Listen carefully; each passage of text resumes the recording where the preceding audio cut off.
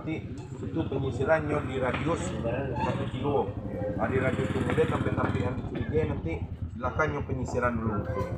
Di tampil ladang baik di ladang model tulo. Wak keraka masyarakat setempat dan BPBD beberapa orang nanti agak seorang atau Pak pilih wak sisir lo di situ dengan radius 1 kilo lo. Itu di sawah pun model tulo Pak. Setelah itu nanti kalau lagi istirahat awak koordinasi awak balik sama sampai awak curigai balik.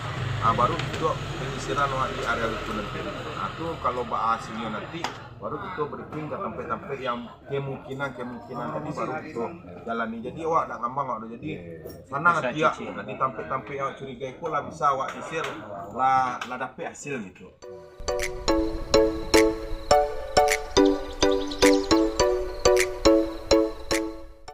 Jadi motor aja jalannya. Jadi kalau dengan jarak 2 km dengan arah penyisiran, awak bisa fokus kiri kanan baik lembah yang curigai ku presu warna lembah tu. Bitulah nanti kalau seandainya tidak dapat hasil awak tambah tim nanti ada dari bawah aku penyisiran fokus kah batang ayu sampai kaki. Bisa gitu.